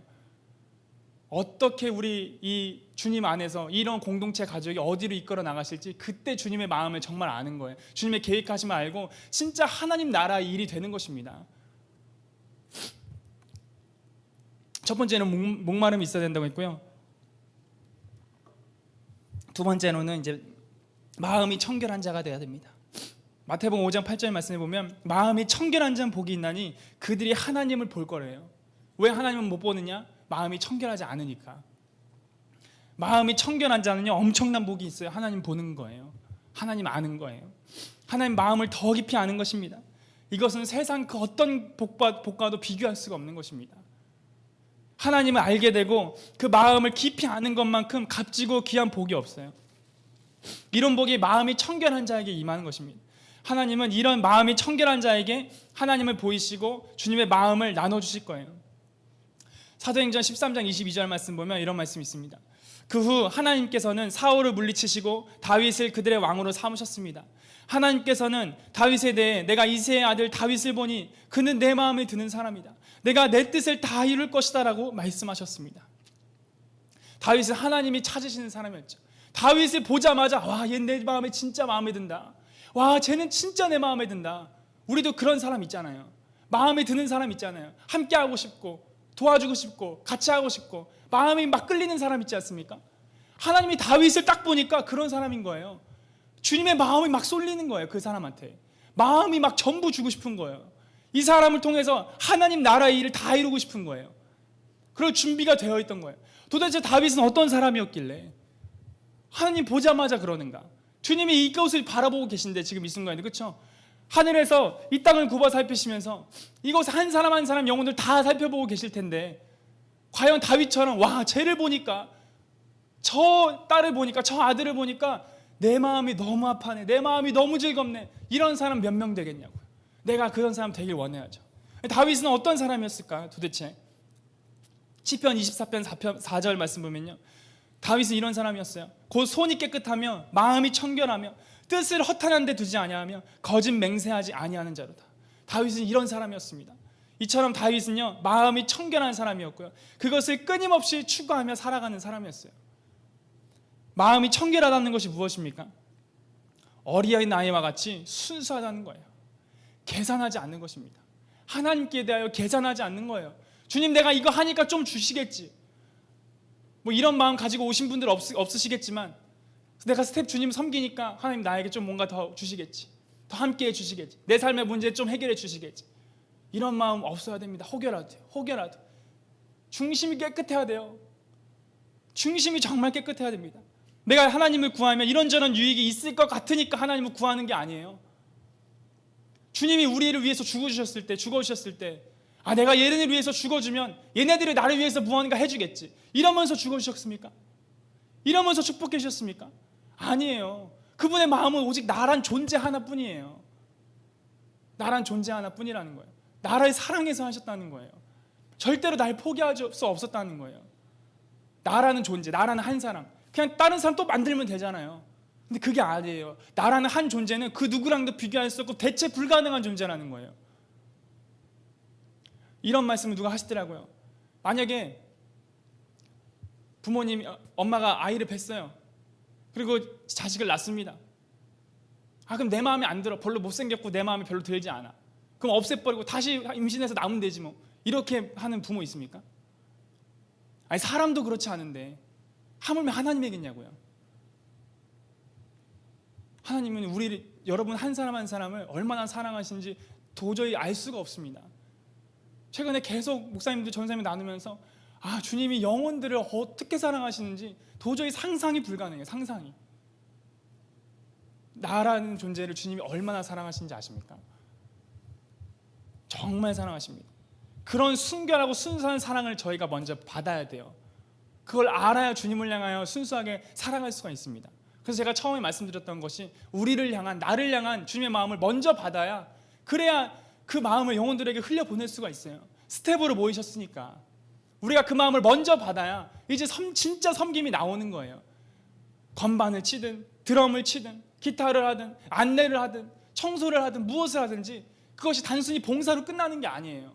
이런 봉사하는 사람 세상 사람도 많잖아요. 어려운 불이유 돕게 가서 도와주는 사람, 어느 정도 정의감 있는 의사라면요, 다 나가서 해외 나가서 의사활동, 봉사활동 다 하잖아요. 그 봉사랑 이 봉사랑 도대체 뭐가 다릅니까? 그러면 하나님께 올려드리는 봉사가 돼야 되는 것입니다. 그러기 위해서는 저희가 먼저 나를 향한 그 사랑, 순결한 사랑을 알아야 돼요. 그 다음에 이제 주님이 나 이렇게 사랑해 주신 것처럼 저 사람도 사랑하는구나. 그때 진짜 섬김이 나오는 것입니다. 우러러 나오는 거예요. 다윗의 마음이 어디 있었고 소원이 어디 있었습니까? 27편 4절 말씀해 보면요, 내가 여호와께 간절히 구하는 오직 한 가지는 이것입니다. 다윗이 스스로 고백해요. 내가 구하는 오직 한 가지는 이것입니다. 나의 평생에 늘 여호와의 집에 거하면서 여호와의 아름다우심을 보고 성전에서 주님을 뵙는 것, 이것뿐입니다. 나의 평생의 소원은 이것뿐입니다. 주님, 난 이것만 있으면 됩니다. 난 주님만 있으면 돼요. 난 당신만 있으면 됩니다. 나의 평생의 소원 이거 하나예요. 이렇게 구하는 자들이 있어야 돼요. 다윗의 소원이었다고요. 그래서 다윗을 통해요, 다윗은 하나님이 거하실 그 성전을 너무 아름답게 짓기 원했어요. 이 세상의 모든 금은보화 다 모아서 가장 영광스럽고 좋은 것으로 주님의 전을 짓길 원했어요. 하나님은 이런 사람들을 찾으세요. 다윗과 같은 사람들, 마음이 하나님께 완전히 빼앗긴 사람, 완전히 매료된 사람, 이런 사람에게 주님을 보이시고요, 하나님이 일을 하신단 말씀입니다. 하나님께 대하여 마음이 향해 있는 사람, 해바라기가 햇빛이 가는 쪽으로 막 얼굴이 향하지 않습니까? 그것처럼 우리가 해바라기가 돼서 주님이 마음이 향하는 곳으로 그냥 내 마음이 막 쏠리기 시작하는 거예요. 자동적으로 가는 거예요. 자동적으로. 그런 사람이 되어야 됩니다. 하나님이 이런 사람들 사용하실 거고요, 이런 사람에게 하나님의 뜻과 계획을 다 알려주시고 주님의 마음을 보여주실 거라고 저는 반드시 믿습니다. 저도 그런 경험을 계속 하고 있고요. 요한일서 4장 19절 말씀 보면요, 이제 이것이 정말 오늘 저희 가운데 필요한 말씀인데, 요한일서 4장 19절 말씀에 보면 우리가 사랑함은 그가 먼저 우리를 사랑하셨습니다 라는 말씀이 있어요. 우리가 주님 사랑하는 분들이시잖아요, 그렇죠? 근데 이렇게 될 수 있는 것이 어떤 은혜였습니까? 주님이 먼저 우리를 사랑해 주신 거예요. 우리가 먼저 주님을 사랑한 게 아니라는 것입니다. 이것을 알아야 됩니다. 주님이 먼저 우리를 사랑하셨다는 거예요. 예레미야는 사람들에게 어떤 소리를 들으셨는지 아십니까? 쟤 미친 사람이다. 이런 사람 말을 많이 들었어요. 광신자다. 그런데 예레미야는 멈출 줄 몰랐어요. 왜 그러냐면 하나의 마음을 아는 자들이, 아는 사람이었기 때문이에요. 하나님이 원수 되었을 때 인생들을 얼마나 사랑하시는지 아는 사람이에요. 그냥 주님께 이쁜 구석 보이고 주님께 말 잘 듣고 순종하는 사람을 주님이 사랑한 게 아니에요. 원수 되고 주님 마음에 못 받고 주님을 십자가에 못 박은 그 사람들을 주님이 사랑한 거예요. 주님의 십자가에 진짜로 실제로 못 박았던 그들을 위해서 주님이 어떻게 하셨죠? 기도하셨어요. 하나님, 저들은 저들이 하는 일을 모르니까 용서해 주십시오. 저들이 지금 무슨 짓을 하는지 모릅니다. 모르고 하는 일이니까 주님 제발 용서해 주세요. 그 기도를 하면서 십자가에 달려 돌아가신 분이 예수 그리스도예요. 주님이 먼저 우리가 원수 되었을 때 사랑하셨다고. 내가 원수 되었을 때, 내가 죄인 되었을 때 우리를 사랑해 주셨다는 거예요. 그것만큼 영혼들을 또 사랑하신다는 거예요. 제가 예전에 또 부산에서도 사역한 적이 있는데요, 그때 막 기도하고 있었습니다. 근데 그때 한 가지 그림이 보여지기 시작했어요. 가시가 굉장히 많이 난 한 송이의 장미가 보였습니다. 근데 주님이 그건 바로 너다라고 말씀해 주셨어요. 아름다워 보였죠. 너무 아름다운 장미였습니다. 근데 가시가 있었어요. 근데 한 손이 나와서 그 가시를 붙잡는 거예요. 그 가시가 그분의 손을 막 찔러서 그분의 손에서 피가 나기 시작했습니다. 예수님의 손이었어요. 그 손이 나와서 가시를 붙잡고, 가시가 난 장미를 붙잡고 마음에 가져가기 시작했습니다. 근데 그곳에서 그 가시가 많은 장미들이 막 불어나기 시작했어요. 그런데도 끊임없이 그 예수님은요, 안아주고 또 안아주고 또 안아주고, 한 송이라도 더 끌어안으려고 막 안달이 난 거예요. 가시가요, 예수님의 온몸을 파고 들어가기 시작했습니다. 얼마 지나지 않아서 그 예수님의 온몸이 피투성이가 됐어요. 그때 주님이 딱 한 말씀 하시더라고요. 나처럼 이 영혼, 이 가시 많은 영혼들, 너에게 고통이 되고 힘들 수 있지. 네 마음에 힘든 것을 줄 수 있어. 근데 품어줄 수 있겠니? 정말 잡아줄 수 있겠니? 내가 너를 해줬던 것처럼 나와 같이 장미들을 안아줄 수 있겠니? 어떤 분이 주님의 마음의 심장에 들어가서 어떤 또 환상을 봤어요. 엄청나게 큰 강이 저 위에서부터 아래로 막 쓸려 내려오고 있는 거예요. 근데 그 강을 엄청나게 흘러 내려오는 물살에 맞서서 어떤 한 사람이 그 물살에 맞서서 버티고 서 있는 거예요. 가까이 가서 도대체 저 사람은 뭐 하고 있나 봤더니 예수님이에요. 예수님이 도대체 저기서 왜 저러고 있으실까? 가서 봤어요.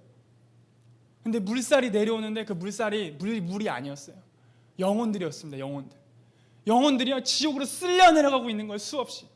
그때 예수님이 그 영혼들을 한 명이라도 못 쓸려가게 하려고 처절하게 누가 나 좀 도와달라고 외치면서, 누가 나와 함께 이 영혼들 제발 쓸려가지 않게 붙잡아달라고 외치면서 거기를 붙들고 있는 거예요. 하나님 마음은 영혼에게 있습니다. 주님의 마음은 영혼들에게 있어요. 요한일서 4장 11절 말씀 보면요, 사랑하는 자들아, 하나님이 이같이 우리를 사랑하셨은즉 우리도 서로 사랑하는 것이 마땅하도다. 마땅합니다. 마땅해요. 이것은 뭐 대단한 영성이 있어야만 하는 게 아니에요. 마땅한 겁니다. 주님을 믿는 사람들이라면, 그 사랑을 받은 사람들이라면 당연한 거예요. 당연한 거. 했다고 자랑할 것도 없고 우쭐댈 것도 없고 으스댈 것도 없습니다. 당연한 겁니다.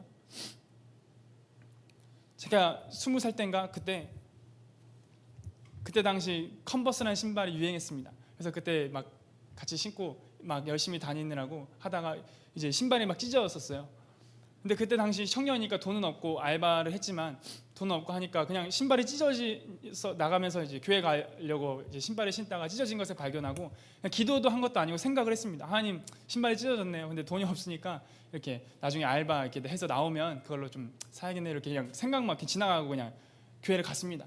교회 가서 지금 저기 영상실 앉아 계신 분들처럼 영상실에 앉아서 막 섬기고 있었어요. 근데 이렇게 돌아다니면서 인사하는 시간을 가진 적이 있었습니다. 그때 목사님이 다른 교회 목사님인데 저희 그 당시 섬겼던 그 교회 가운데 그냥 오셔서 은혜 받는 목사님이 있었어요. 목사님은 갑자기 저한테 오시더니 봉투를 주시는 거예요. 그래서 이걸 받아야 되나 말아야 되나 하다가 그분이 강제적으로 이거 안 받으면 큰일 난다고, 이거 안 받으면 나 하나님 혼난다고 하면서 막 반강제적으로 주워주시길래 일단 뜻은 받고 왔습니다. 그래서 영상실에 왔을 때 옆에 놓고 예배 다 끝마치고 이제 봤습니다. 거기에 뭐라고 글귀가 써 있는 거예요. 하나님이 형제님을 너무 사랑하십니다. 그 다음에 괄호가 있었어요. 근데 그 괄호 안에 뭐라고 적혀 있었냐면 신발을 사세요 써 있는 거예요. 너무너무 소름이 돋았어요. 아, 하나님 진짜 날 아시는구나. 부모님도 모르고 부모님도 신경 뭐 주님 부모님 뭐 나빠서 그런 게 아니라 신경 쓰지 못 써주셨겠죠. 바쁘시니까. 그런데 하나님은 아셨구나. 작은 거 하나 아셨구나. 근데 좀 시간이 지나고 나서 주님께 물어봤어요. 하나님, 전 당신께 정말 양심적으로 살펴봐도 받기만 했지 드린 게 없는데 도대체 왜 나에게 이런 것을 주십니까? 너무 막 부담스러운 거예요. 주님의 사랑이 막 어쩔 땐. 근데 주님이 말씀하시는 거예요. 난 그냥 너가 좋아. 난 뭐 네가 뭐 해서가 아니야. 너가 너무 나에게 존재 자체가 얼마나 사랑스러운 존재인지 아느냐. 그 다음에 또 하나 말씀해 주시는 거예요. 너가 그때 나의 마음을 알아주어서 내가 얼마나 고마웠는지 몰라. 제가 언제요? 어떤 날 철야가 있었어요. 그때 이제 철야가 있었는데 저희도 이제 막 철야를 부활시켜서 할 거 아니겠습니까? 근데 철야가 그때 북한 동포들에 대한 영혼들에 대한 메시지가 전해졌어요. 근데 그때 정말 제 마음이 아니었습니다. 북한 영혼들을 향한 하나님의 마음이 부어진 것 같아요. 그냥 그 영혼들이 막 눈에 아른아른 거리는 거예요. 눈을 감아도 보이고 떠도 보이고 미치겠는 거예요. 막 눈물이 하염없이 흘러내렸습니다. 주님의 마음이 느껴지는 거예요. 그 영혼들을 보는 주님의 마음이 그냥 머리로 아는 게 아니고 동일하게 그 아픈 마음이 느껴지는 거예요. 막 속이 뒤틀리기 시작하는 거예요. 그래서 통곡이 나오는 거예요.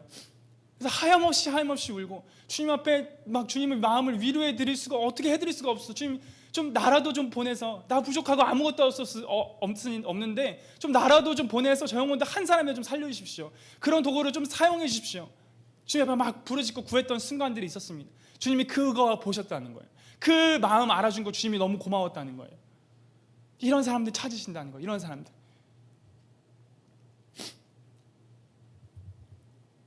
제가 주님을 처음 만났을 때부터 항상 저는 마음이 거기로 막 쏠렸어요. 주님이 얼마나 외로워하시는지. 예수님의 외로움을 아십니까?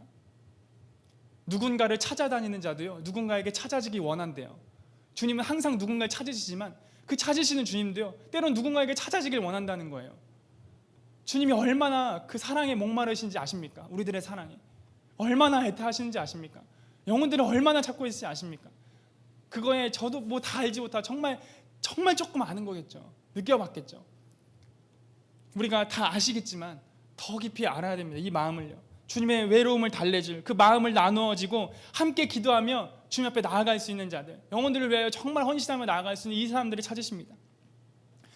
얼마 전에 저희 교단 수련회가 있었어요. 중고등부 수련회였는데 그때 제가 이제 하고 목사님들이 설교 마치고 가서 앞에서 기도 인도도 하고 아이들도 안수해주고 안아주고 하면서 또 그런 사역을 하는 시간들이 있었습니다. 그때 막 사역을 한참 하고 있는데 하나님이 딱 갑자기 마음에 음성을 들려주시는 거예요. 현아, 내가 성경에 보면 바리새인들을 향하여, 그 당시 유대 지도자들을 향하여 이 뱀들아, 이 독사의 새끼들아 외치지 않았냐? 네, 그렇죠. 내가 그때 얼마나 진노로 그 말씀을 했는지, 분노로 그것을 외쳤는지 너는 알지? 예, 압니다. 근데 단순히 거기에 진노와 분노만 있었던 것이 아니다. 얼마나 내가 고통스러웠는지 아느냐? 얼마나 내가 슬퍼했는지 아느냐? 영혼들 살려놓으라고 그렇게 내가 세워놓고 은혜 부어서 해놨더만 영혼들 죽이는 저 사람들을 볼 때 내가 얼마나 마음 아프고 얼마나 안타까웠는지 아느냐? 너는 이 뱀들아 독사의 새끼들아 했을 때 나의 단순히 진노와 분노만 보면 안 된다. 이 말 속에 담겨져 있는 나의 안타까움을 너는 봐야 된다. 그 마음을 느껴야 된다. 이 땅의 지도자들을 향한, 이 땅의 목사님들을 향한, 전도사님들을 향한 하나님의 마음이 얼마나 안타까운지 아십니까? 얼마나 안타까운지 아십니까? 그거를 조금이나마 느꼈을 때 도저히 더 이상 사역할 수가 없었어요. 옆에 가서 그냥 하염없이 주님 마음 때문에 너무나 그게 내 모습이었으니까 너무나 울기 시작했습니다. 주님의 마음을 알아야 돼요. 그래서 이것을 이제 저희 뒤에 계신 목사님과 함께 나누고요, 계속 새벽 늦게까지 이 얘기를 나누고 주님 마음을 막 눈물로 나누고 나서 잠이 들었어요. 다음날 스케줄이 있으니까 잠 들었는데 그날 바로 꿈을 꿨습니다. 제가 둘째 아들이 있는데 둘째 아들이 꿈에서 납치당해서 없어진 거예요. 그 아들을 찾아 헤매는 것입니다. 계속 찾아 헤매는 거예요. 그 아들을 찾기 위해서 먹고 자는 거 다 잊어버리고 온 가족이 이렇게 나서서 그 일이라는 아들을 하는 사람 찾기 위해서 얼마나 애타게 찾았는지 몰라요. 찾고 또 찾다가 결국에 찾았습니다. 아들이 저기서 있는데 그 꼬맹이가 거기 있을 때 한 걸음에 달려가서 아이를 안고 울면서 계속 안도의 눈물을 흘렸습니다. 감사의 눈물을 흘렸습니다. 그리고 잠에서 딱 깨어나는 순간, 깨어나자마자 주님이 바로 말씀하시는 거예요. 너 방금 네가 꿈 있지? 바로 나의 마음이다. 너가 그냥 머리로만 알아서 안 돼. 너는 이것을 동일하게 느껴야 돼. 동일하게 알아야 돼. 나의 마음을 머리로만 알아서 안 돼. 마음으로 느껴야 돼. 그래서 꿈으로 보여주신 거예요. 그 마음을 동일하게 느끼라고. 네 아들 없어졌을 때 얼마나 애탔니? 잠이 안 왔지? 물 한 모금 목으로 넘겨지지 않았지? 바로 내 마음이야, 내 마음. 잃어버린 한 영혼 찾을 때 얼마나 주님이 애타는지 도저히 상상할 수가 없어요. 그리고 그 한 영혼이 주님 앞에 돌아올 때 주님이 얼마나 기뻐하시는지 알 수가 없어요. 얼마 전에 저희 아내가 어떤 영상 보여주셔서 봤는데, 또 목사님이 그런 말씀하더라고요. 찬양 중에 이런 찬양이 있어요. 예수님 기뻐 춤추시리 잃어버린 영혼 돌아올 때. 참 기쁜 찬양이잖아요. 막 템포가 빠른 찬양인데 이 찬양을 부르면서 계속 울었대요. 야, 주님이 잃어버린 영혼 돌아올 때, 야, 그 기쁨이 얼마나 하시길 춤까지 추시는가. 하나님이 도대체 영혼들 돌아오는 걸 얼마만큼 기뻐하시는가. 우리가 상상할 수 없는 기쁨입니다. 우리가 도저히 이해할 수 없는 기쁨이구나. 그걸 조금이나마 느끼게 해주신 거예요. 조금이나마. 고린도전서 2장 16절 말씀 보면요, 이런 말씀이 있어요. 누가 주의 마음을 알아서 주를 가르치겠느냐. 그러나 우리가 그리스도의 마음을 가졌느니라. 주님을 가르치는 것이 무엇이죠? 주님을 보여주는 것이 무엇입니까? 그냥 말씀 전해주는 게 가르치는 게 아니에요. 하나님은 이런 분이십니다. A, B, C, D, 1, 2, 3, 4 이렇게 이론적으로 관념적으로 알려주는 게 주님을 가르치는 걸 수 있겠죠. 근데 진짜 주님을 가르쳐주는 게 아니에요. 보세요. 누가 주님의 마음을 알아서 주를 가르치겠느냐. 진짜 주님을 가르칠 수 있는 자의 자격은 뭔지 아십니까? 주님의 마음을 아는 사람들이에요. 누가 주님의 마음을 알아서 가르치겠느냐. 주님의 마음을 알아야 진짜 가르칠 수 있는데, 주님의 마음을 알아야 정말 전할 수 있는데, 그러나 우리가 그리스도의 마음을 가졌느니라. 그리스도의 마음을 가진 자들이 일어나야 되는 것입니다. 그래서 우리는 성령을 구해야 돼요. 성령. 고린도전서 2장 10절에서 11절 말씀 보면, 오직 하나님의 성령으로 이것을 우리에게 보이셨으니 성령은 모든 것 곧 하나님의 깊은 것까지도 통달하시느니라. 사람의 일을 사람의 속에 있는 영 외에 누가 알리요. 이와 같이 하나님의 일도 하나님의 영 외에는 아무도 알지 못하느니라. 성령님만큼 주님의 마음을 잘 아시는 분이 없습니다. 성령님만큼 우리에게 주님의 마음을 나눠주고 알려주실 수 있는 분이 없어요. 이를 내게 알게 하니는 혈육이 아니요 하늘에 계신 하나님의 아버지시다. 예수님께서 내 아들과 내 소원대로 계시를 받는 자 외에는 주님을 아는 자가 없다. 하나님이 알려주셔야 돼요. 그러기 전까지는요, 그냥 머리로만 아는 것뿐입니다. 나를 향하신 하나님의 마음, 그 지식 알게 하는 거예요. 그 마음 느끼게 하는 거예요. 성령께서 하시는 일이 그래요. 2000년 전에 2020년 전에 일어난 그 사건이 우리가 무슨 상관이 있죠? 아무런 상관없어요. 개념적으로만 생각해보면 국적도 다르고 다른 나라에서 얼굴도 알지 못하는 2020년 전의 사람이 나를 위해서 십자가에 죽어주셨다고 도대체 마음에 와닿지는 않습니다. 근데 그것이 나를 위해서 죽어주셨다는 사실이 나에게 다가오게 할 수 있는 게 누구예요? 성령께서 그 일을 하시는 거예요.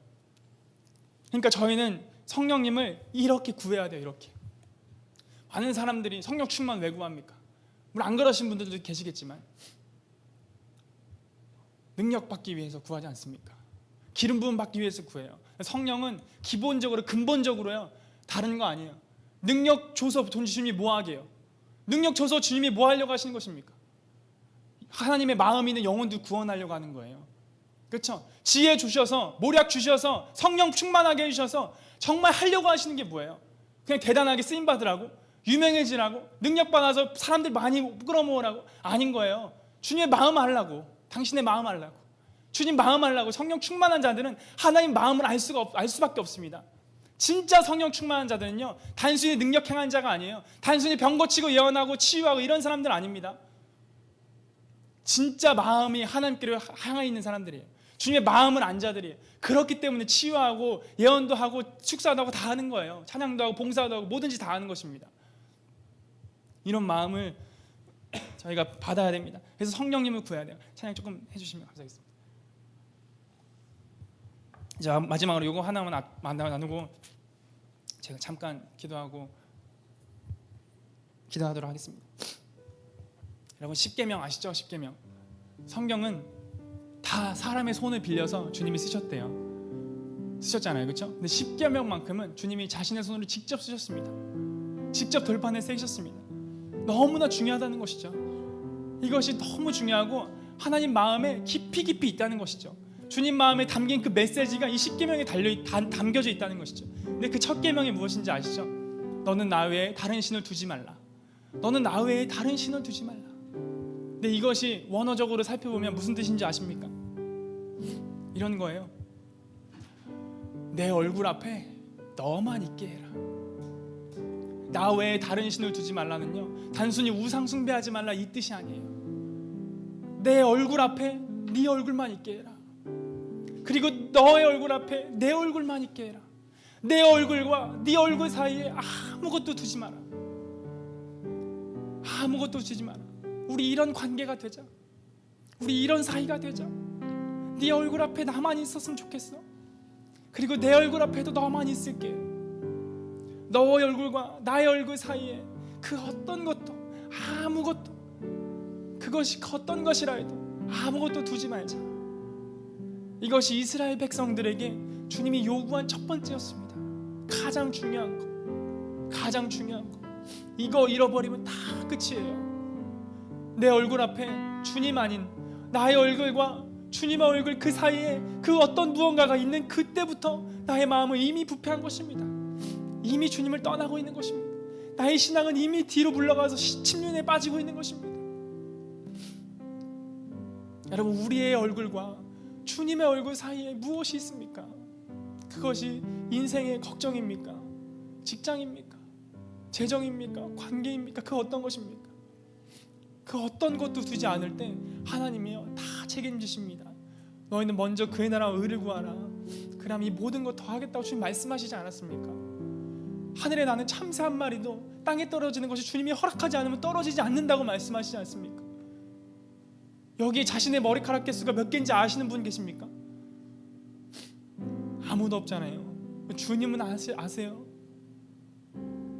나 자신도 나에 대해서 다 몰라요. 주님은 나보다 나를 더 잘 아시는 분이세요. 그 사랑을 이 시간에 저희가 알아야 됩니다. 우리 부족할 수 있죠. 연약할 수 있습니다. 근데 하나님은 여전히 날 사랑하세요. 여전히 나를 쓰시려고 부르시고 계십니다. 우리 중심을 아시니까요. 주님 부족합니다. 하나님 연약합니다. 주님 죄송합니다. 그런데 이럼에도 불구하고 주님, 난 주님 향하여 나아갈 거예요. 포기하지 않을 거예요. 주님 사랑하기에 더 힘쓸 거예요. 나 연약하죠. 때로는 죄에 넘어지죠. 때로는 주님의 얼굴과 내 얼굴 사이에 많은 것들을 두기도 합니다. 주님, 그러나 하나님 내 진짜 마음 아시죠? 내 정말 마음의 중심에 깊은 곳에 있는 거 아시죠? 하나님 정말 사랑하고자 하는 마음 아시죠? 주님을 위해서 내 마음 정말 헌신해서 시간과 재정과 모든 거 다 헌신하고 싶은 마음 아시죠? 아직 그 수준까지 가지 못했지만 하나님 내가 한 걸음 한 걸음 걸어가고 있는 거 아시죠? 이 마음이 마음의 중심이 확인되는 한요, 하나님은 우리 포기하지 않으십니다. 하나님은 우리가 넘어질 때마다 그 옆에서 우리 손을 붙잡고 계십니다. 계속 손을 내밀고 계실 거예요. 이 손을 붙잡읍시다. 오늘 주님이요, 여기 다 부족해요. 낙심할 필요가 없습니다. 우리의 전부 되시는, 우리의 능력 되시는 주님이 계시지 않습니까? 우리에게 지혜 주시고 우리를 사랑해 주시며 우리의 이 기도회를 바르게 이끌어 나가실 하나님 계시지 않습니까? 전쟁은 여호와께 달린 거 아니겠습니까?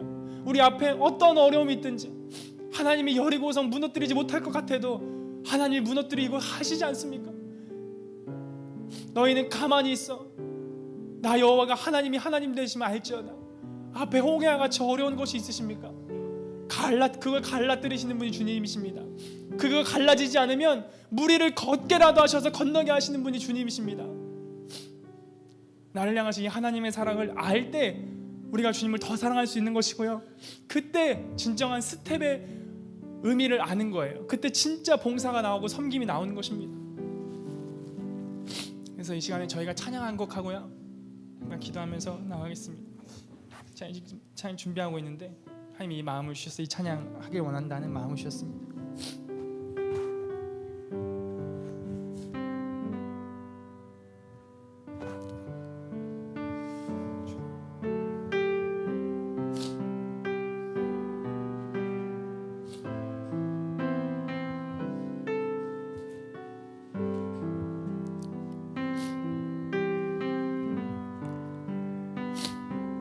사랑합니다. 사랑합니다. 나의 예수님 사랑합니다. 아주 많이요. 사랑합니다. 나의 예수님 사랑합니다. 그것뿐이에요. 사랑한다 하더라.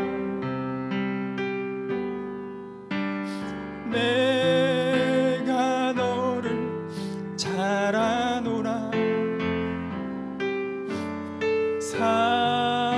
사랑한다 내 딸아.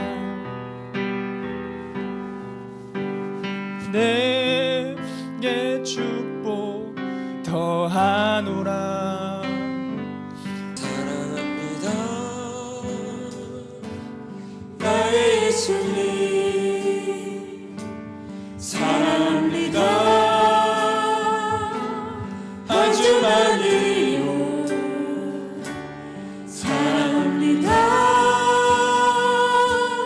나의 예수님 사랑합니다. 그것뿐이에요. 마지막으로 사랑합니다. 사랑합니다. 나의 예수님 사랑합니다. 아주 많이요. 사랑합니다. 나의 예수님 사랑합니다. 그것뿐이에요. 사랑한다 하더라. 내가 너를 잘 알아. 사랑한다 내 딸아. 내게 축복 더하노라. 이 시간에 우리가 한 번만 더 같이 좀 찬양하고 기도하고 바치기를 원하는데요. 우리 현호 목사님께서 전해준 것처럼 우리가 이 자리에 모인 이유는 우리 때문이 아니라 주님을 위해서 모인 겁니다. 우리 심장 속에는요 이제 주님만 있어야 돼요. 여러분 이제 우리가 스텝 모임을 통해서 우리가 무엇을 하길 원하는지 이제 정확하게 여러분의 마음 가운데 잡히셨습니까? 우리의 유익이 아니에요. 우리의 어떠함이 아니에요. 여러분 우리가요 주님께 집중하잖아요. 가장 먼저 주님이 보여주시는 건요 주님의 마음이에요. 주님의 심장이에요. 나의 사랑을 하더라. 나의 사랑을 따라. 너가 나 정말 사랑하니? 너가 나의 마음 알아주길 원하니? 내가 그동안 너의 마음 많이 알아주고 너의 마음 위로하고 너의 마음 닦아주고 너의 눈물 닦아줬는데 나의 눈물을 닦아줄 자가 없구나. 나의 마음을 알아줄 자가 없구나. 주님이요 창세기부터 요한계시록까지 계속 그 마음을 나누는 거예요. 이사야 6장에 보니까 누가 나를 위해 갈고 누가 나를 위해 울고 자기를 위해 우는 자는 많다는 거예요. 자기를 위해 주님 앞에 나아가는 자는 많다는 거예요. 근데요 주님의 마음을 알고 싶어하는 자가 너무나 적은 거예요. 그래서 저는 믿습니다. 오늘 이 말씀을 통해서요 주님 우리 초청하고 계신 거예요. 영현아 내가 기다리고 있었다. 내 사랑하는 자녀야 내가 기다리고 있었다. 드디어 나와 마음 나눌 자를 내가 찾았다. 여러분 우리가 주님 앞에 그런 자들이 됩시다. 우리 여기 모인 이유 애초부터 우리 위해서 아니었잖아요. 주님 마음 알고 싶고 주님이 어떤 분인지 알고 싶어요. 주님 당신을 경험하고 싶어요 라고 우리가 구했잖아요. 오늘 이 시간 우리가 마지막으로 찬양하면서 나아갈 때요 주님이 그 마음 부어주실 거예요. 이게 나의 마음이다. 이게 영혼들을 향한 나의 마음이다. 너희가 오늘 눈이 오는 거 보지 않았니? 이 눈처럼 지옥에 쏟아지는 것이 지옥에 가는 것이 영혼들인데 너희가 그 지옥에 가는 영혼들을 위해서 울어줄 수 있겠니? 너희가 그들을 위해서 너의 삶을 헌신할 수 있겠니? 주님이 그 자들을 찾고 있는 거예요. 기도하는 자들을 찾고 있는 게 아니에요. 예배드리는 자를 찾고 있는 게 아니에요. 말씀 잘 전하는 자를 찾고 있는 게 아니에요. 누가 나의 이 마음을 알아서 나와 함께 울어줄래? 누가 나의 마음이 어디 있는지를 깨달아서 나에게 관심을 가져줄래? 주님 그거 찾고 계신 거예요. 우리 주님 앞에 그런 사람 됩시다. 같이 주님 앞에 고백했으면 좋겠습니다. 진실하게 진실하게 거룩하게 살게 하소서. 진실하게 진실하게 거룩하게 살게 하소서. 다 같이 고백합시다. 하나님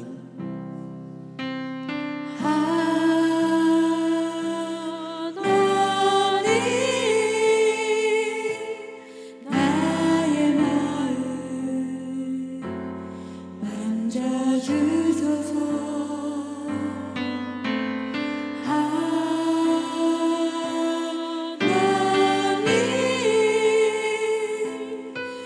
나의 영혼 새롭게 우리 읊조리듯이 고백할까요? 신실하게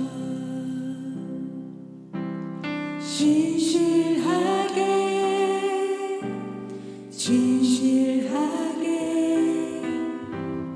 거룩하게 살게 하소서. 진실하게 진실하게 거룩하게 살게 하소서.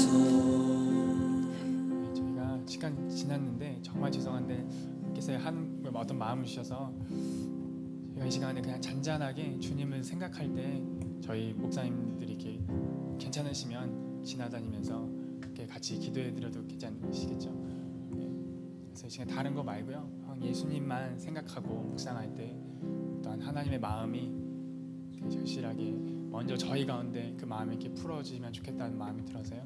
그래서 이제 전사님도 그렇고 목사님도 그렇게 잔잔함 가운데, 그냥 잔잔함 가운데 이 하나님의 마음이 이곳에 있다는 게 정말 분명하게 느껴집니다. 그래서 그냥 잔잔함 가운데 이 마음을 그냥 느끼는 거예요. 머리로 알려고 하는 것이 아니고요, 그냥 느끼는 겁니다. 그렇게 나가도록 하겠습니다. 5분에 조금만. 목사님들이 이성분에게는 손을 대지는 마시고 그냥 좀 같이 기도해 주시면 좋을 것 같아요. 우리 한 5분 정도 좀 같이 주님 앞에 묵상하며 주님의 음성을 들으세요. 주님이 말씀하실 거예요. 네. 불 꺼주실 수 있으면 불 꺼주시고 우리 한 2, 3분만 좀 묵상하고 네. 주님 앞에 나아가겠습니다.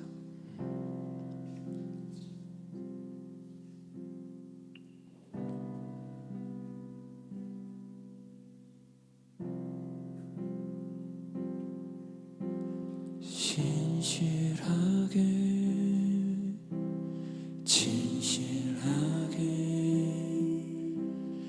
거룩하게 살게 하소서.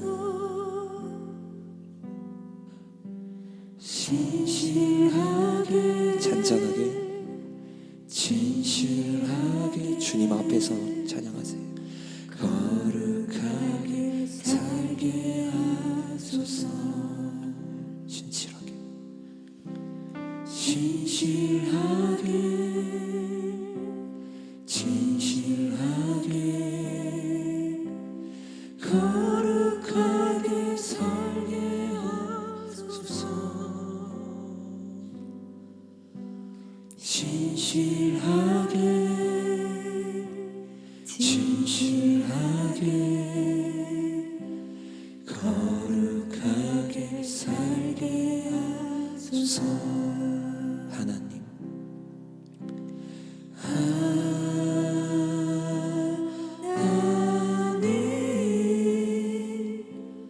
나의 마음 만져주소서. 주소서. 하나님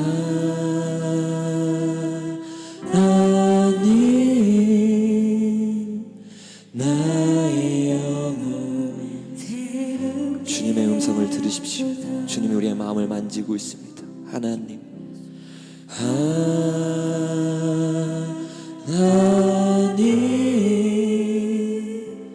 나의 마음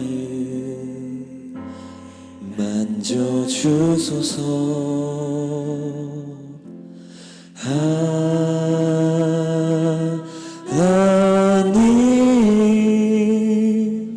나의 영혼 새롭게 하소서. 신실하게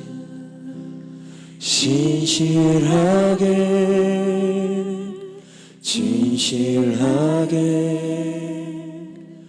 거룩하게 살게 하소서. 진실하게. 주님이 이 자리에 임하고 있습니다.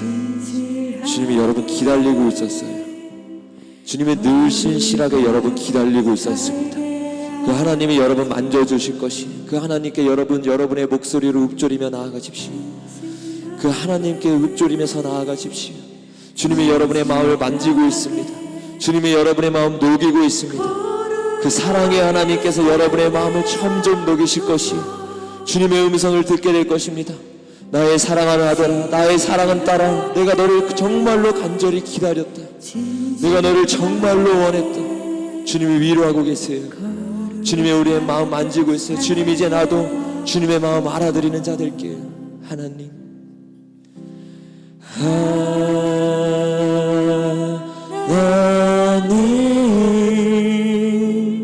나의 마음 만져주소서. 하나님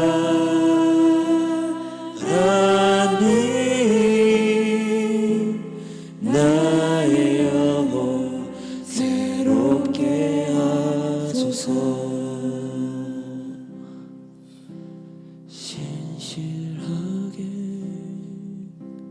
진실하게 거룩하게 살게 하소서. 진실하게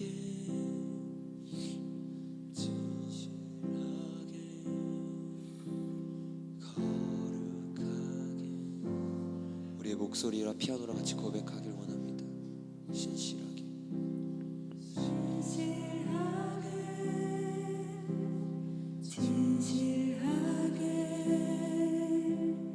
거룩하게 살게 하소서.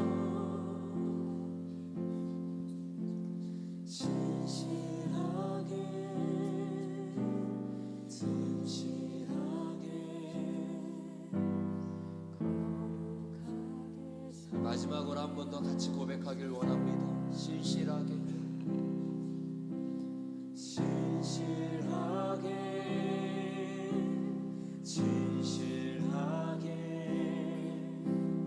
거룩하게 살게 하소서.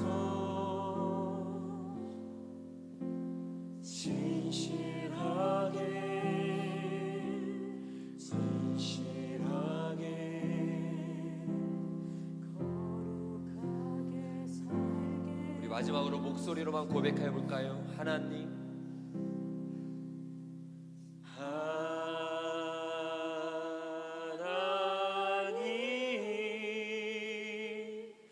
나의 마음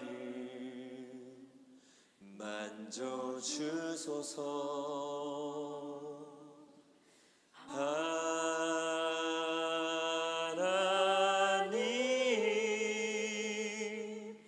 나의 영혼 새롭게 하소서. 하나님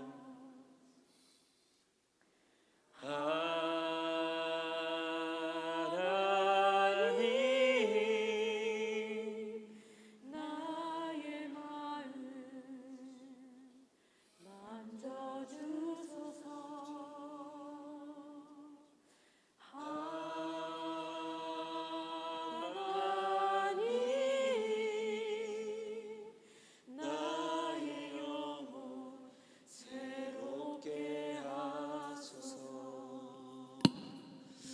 예수님 감사합니다.